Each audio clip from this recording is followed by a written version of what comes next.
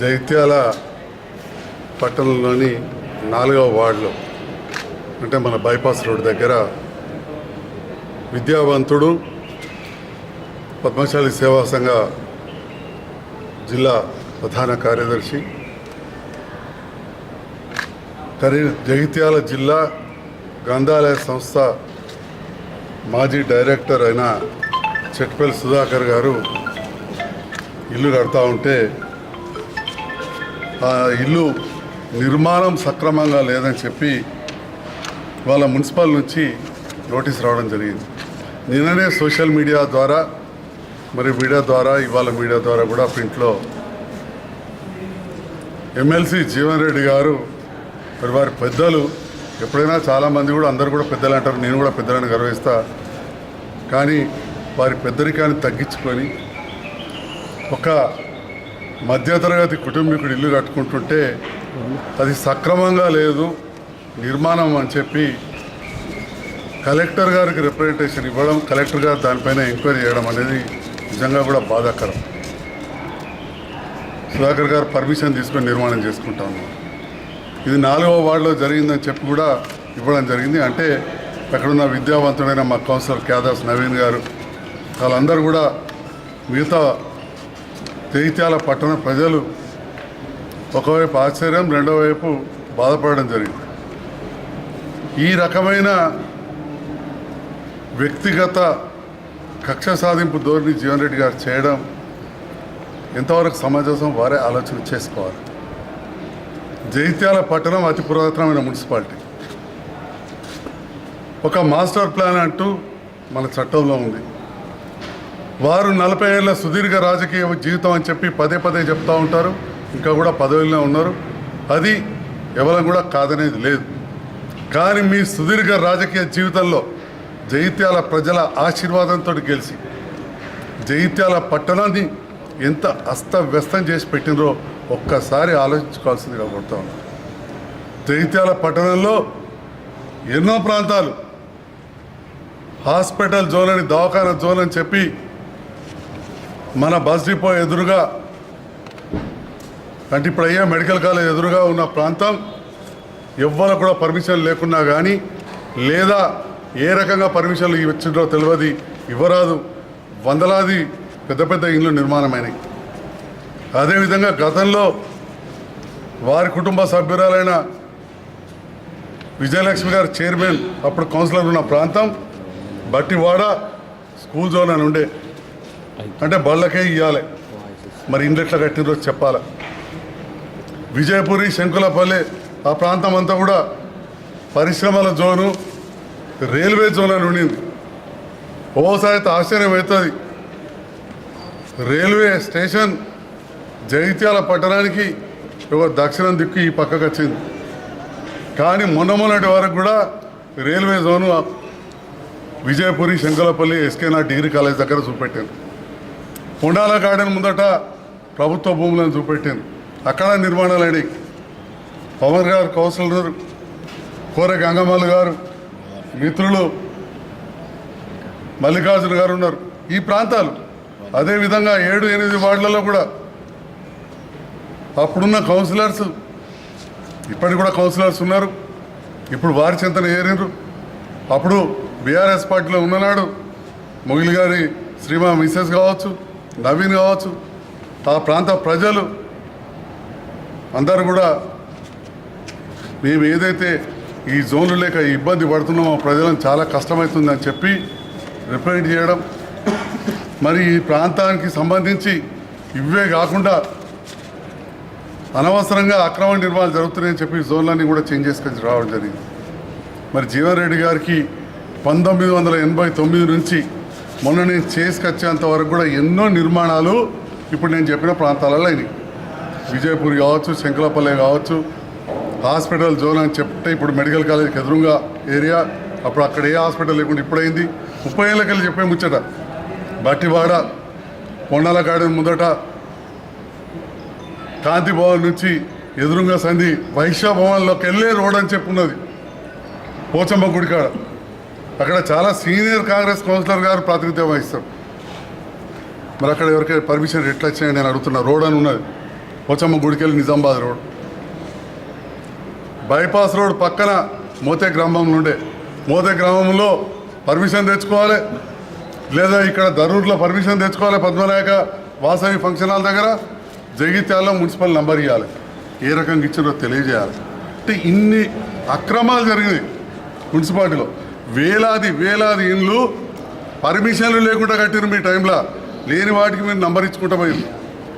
వందలాది ఇండ్లు నిబంధనలకు విరుద్ధంగానే పేరు చెప్తే మీరు బాధపడతారు. మీ నాయకుల ఇండ్లు లేవా? మీ నాయకుల కాంప్లెక్స్లు లేవా? ఇవాళ మా సోదరుడు చెట్పల్లి సుధాకర్ది మీరు చెప్తా ఉన్నారు. దానికి ఎదురుగున్న కొత్తగా అయ్యే నిర్మాణం ఇవాళ నిబంధనలకు అనుగుణంగా ఉందా అని చెప్పి నేను అడుగుతా ఉన్నా. మరి మీరు ఎందుకు ఈ రకంగా ఏకపక్షంగా ఇట్లా చేస్తున్నారు? ఒక సీనియర్ నాయకులు ఇదే నా పద్ధతి. ఇవాళ నేను కలెక్టర్ గారు కలిస్తే మరి వారు చెప్పారు కాబట్టి నేను తీసుకుంటున్నా, మీరు ఇవ్వండి తీసుకుంటా అంటే మరి నేను ఎన్ని వందల మంది పేర్లు ఇవ్వాలి చెప్పండి? నేను ఇవాళ ఒకటే మాట చెప్పిన, మా పాత్రికేయ మిత్రులకు రికార్డ్ అయిందో లేదో. మరి ఆ రకంగా అక్రమ నిర్మాణాలు తీస్తే జీవన్ రెడ్డి ఇంటికి మొదలు పెడితే, నా ఇంటి దానికి మొదలు పెడితే, వాళ్ళ తమ్ముళ్ళ ఇల్లు జీవన్ రెడ్డి గారి ఇంటి ముందర మొన్న కట్టిన ఇల్లు కూడా కూలగొట్టాలి. జగిత్యాల్లో భూకంపం వస్తుందని చెప్పిన. అన్ని అక్రమ నిర్మాణాలు అంటే ఊరంతా కూలగొడతారా? ఇక మీకు పడకపోతే ఒకటి చెప్తారా? ఎంతవరకు కరెక్ట్ జీవన్ రెడ్డి గారని నేను అడుగుతా ఉన్నా. మీకు నచ్చితే సక్రమం, వందల వేలాది ఇళ్ళు నిబంధనలకు విరుద్ధంగా కట్టినాడు. మీరు ఈ పట్టణం బాగుండాలంటే మీరు 40 ఏళ్ళకి వెళ్ళినారు. అప్పుడు పట్టణం ఇంత విస్తీర్ణం కాలే. అప్పటి నుంచే మీరు విద్యానగర్ కావచ్చు, కృష్ణానగర్ కావచ్చు, అరవింద్ నగర్ కావచ్చు, ఆర్ఎన్టీ నగర్ కావచ్చు, ఎన్నో కొత్త ఏరియాలు ఉన్నాయి. అవన్నీ కూడా 30 ఫీట్ల రోడ్ అని చెప్పి పెట్టియాల్సింది. ఎందుకు మీరు చేయలే? మీ చేతుల్లో పని. ఎందుకు ఈ ఏరియాలో పర్మిషన్ లేకుండా కట్టే అవకాశం ఇచ్చారు మీరు? పాపం వాళ్ళకి లోన్లు కూడా రాలేదు. ఇలా బట్టివాడ కానీ, హాస్పిటల్స్ కానీ, శంకులపల్లి, విజయపురి, పొన్నలగాడిని ఇవన్నీ కూడా అసలు ఏ మోరి ఎటు పోవాలో తెలియని పరిస్థితి ఇవాళ జగిత్యాలలో. మొత్తం నీళ్ళని పోయి ముప్పాలకు చెట్ల పడుతున్నాయి. ఇప్పుడు కొత్తగా ఇష్టం వచ్చినట్టు నిర్మాణాలు మోతే ప్రాంతంలో కావచ్చు, గోవిందపల్లిలో కడితే గోవిందపల్లె వాగులాగా లేదు, ఒక మోరి అయిపోయింది. దీనికి మీరు బాధ్యత వహించాలి. నాకు అస్సలు సహకరించలే. మాస్టర్ ప్లాన్ చేస్తా అన్నాడు. ఇవాళ ఇన్ని జోన్లు కరెక్ట్ అయినాయి. కొద్ది ప్రాంతం రైతులది వాళ్ళకి వస్తే దాన్ని సవరిస్తామని అంటే కూడా రద్దు చేయాలంటే రద్దు చేయించుకోవాల్సి వచ్చింది. వాస్తవానికి మీరు ఒక సీనియర్ నాయకులుగా ఒక కన్స్ట్రక్టివ్ క్రిటిసిజం ఉండాలి. మీరు మాకు మంచి సూచనలు చేయాల్సింది ఉండింది. ఆ రైతులకు తప్పిద్దామని చెప్పినాం. కావాల్సిన మీ కౌన్సిలర్లు, మీరు కూడా ఎమ్మెల్సీ ఉన్నారు, అందరం కూర్చొని ఒక అధికారుల దగ్గర ఆల్ పార్టీ మీటింగ్ పెట్టుకొని ఆ కౌన్సిలర్లు తీసేసి ఒక పెద్ద డ్రైన్ గోవిందపల్లె వాగు నుంచి అక్కడి నుంచి కట్టాల్సిన అవసరం ఉంది. ఏనాడు కూడా ఆలోచన చేయలే. ఒక్కసారి గెలిచినా మేము మోతే వీక్లీ బజార్ స్కూల్ నుండి చెరువు పక్క నుంచి అందులోకి పోకుండా పెద్ద డ్రైన్ కట్టాం. అట్లా వాగుంటు పంటి నది నాలలో డ్రైన్ కట్టాల్సిన అవసరం ఉంది. ఇవాళ బాగంతా ఆక్రమణకు గురవుతున్నది గోవిందపల్లె వాగు. అదొక మోరైపోయింది. ఇవాళ అదొక మోరైపోయింది. మీ టైంలోనే ఆక్రమణలు మొదలైనాయి. జీవన్ రెడ్డి గారు కాంగ్రెస్ ప్రభుత్వం ఉన్నప్పుడు, మీరు ఎమ్మెల్యేగా, మీరు మంత్రిగా ఉన్నప్పుడు అక్కడ ఆక్రమణలు మొదలైనవి. ఇవాళ నేను మొదటిసారి గెలిచిన, నేను ప్రజల దయతోటి రెండవసారి ఇవాళ గెలిచిన. మా ప్రభుత్వం లేదు. ఇవాళ మేము కలెక్టర్ గారు అంటున్నారు మీరు కంప్లైంట్ చేయండి, మేము వాళ్ళ మీద చర్యలు తీసుకోమంటే నేను ఎందరి మీద చేయాలి? మీ పట్టణ అధ్యక్షుడి మీద చేయాలనా? మీ మాజీ మున్సిపల్ చైర్ మీద చేయాలనా? మీ ఇంటి ముందు ఉన్న కౌన్సిలర్ మీద చేయాలనా? లేదు, ఎవరి మీద చేయాలి? ఎంతమంది మీద చేయాలి? ఇంతమంది బాధ్యులు ఉన్నారు. ఈ బాధ్యత మీరు కదా వహించాల్సింది. 40 ఏళ్ళకెళ్ళి మీరే కదా, మీ అనుసరులే కదా మున్సిపాలిటీలో ఉన్నది. ఒక్కసారి తెలుగుదేశం చైర్మన్ గారు ఉంటే కౌన్సిల్ మెజారిటీ కాంగ్రెసే. మీరే చెప్తే గదే నడిచింది. మొట్టమొదటిసారి మాది వచ్చింది. ఇక మా దాంట్లో ఉన్న సందర్భంలో ఖచ్చితంగా కొన్ని మంచి నిర్ణయాలు తీసుకున్నాం. 14 జోన్లు రెగ్యులరైజ్ చేసిన. 14 జోన్లు రెగ్యులరైజ్ చేసిన. యావర్ రోడ్డు దాదాపు 1.5 కిలోమీటర్న్నర పెద్దగా చేసినాం. డ్రైన్ కట్టినాం. మార్కెట్లో మంచిగా చేసినాం. తహసీల్ చౌరస్తాకి వెళ్ళి రోడ్డు బంద్ ఉంటే టవర్ దానిక రోడ్ ఓపెన్ చేయించినాం. అంటే ఈ రకంగా ఒక్కసారి గెలిచి దాంట్లో కూడా ఏడాది దాంతో 2 సంవత్సరాలు పిల్లల పరీక్ష రాయలే. కరోనా కష్టకాలం. నాకు అంత కూడా ఒక 3 సంవత్సరాలు టైం రాలే. దాంట్లో మీరు కూడా ఎమ్మెల్సీ గెలుస్తున్నారు. ఆ 3 ఏళ్లలో 14 జోన్లు క్లియర్ చేసుకొచ్చిన. ఇవాళ నేను చెప్పిన కొన్ని వందలాది వేలాది ఇండ్లు పర్మిషన్ లేని కాడి ఇవాళ పర్మిషన్లు వస్తున్నాయి. మీరు ఈ ఒక్క ఇల్లు ఒక మధ్యతరగతి కుటుంబీకుడు కట్టుకుంటుంటే విద్యావంతుడు బలహీన వర్గాలకు చెందినవాడు పద్మశాలి సంఘ నాయకుడు బీఆర్ఎస్ పార్టీ నాయకుడు ఆయన మీద మీ స్థాయికి ఒక 2 సార్లు మాజీ మంత్రిగా రాష్ట్రంలో అతి సీనియర్ నాయకులని చెప్పుకునే మీరు కలెక్టర్ కంప్లైంట్ చేయడం ఆశ్చర్యకరంగా ఉన్నదని చెప్పి ఈ సందర్భంగా తెలియజేస్తాం. అక్కడే ఇంకా అక్రమ నిర్మాణాలు జరుగుతున్నాయి. అంటే మీకు నచ్చితే సక్రమం, నచ్చకపోతే అక్రమం. ఇదేనా మీకు నచ్చిన వాళ్ళు మీ ఇంటికి వచ్చి దండం పెట్టిన వాళ్ళు, మీ తమ్ముని కడుపులో తలకాయ పెట్టో ఇంకా తులసో పత్రం ఇంకెవరికో ఇచ్చుకున్న వాళ్ళు అలా అని సక్రమం. మీ ఇంటికి వచ్చి దండం పెట్టకపోతే అక్రమం. ఇదేనా పద్ధతి? ఇదేనా పెద్ద సీనియర్ నాయకుని ఆలోచన? ప్రజాస్వామ్యం గురించి మాట్లాడుతుంటారు ప్రతిరోజు ప్రెస్ మీట్ పెట్టి. ఇదేనా మీరు చేసేది? నేను జీవరెడ్డి గారిని సూటిగా ప్రశ్నిస్తా ఉన్నా. మీకు నచ్చిన కాడ ఎంతమంది మీరు కొబ్బరికాయలు కొట్టారు? టవర్ కాడ ఇల్లు ఉన్నది, రైతు బజార్ అనుకున్నది, మాకు తెలుసు.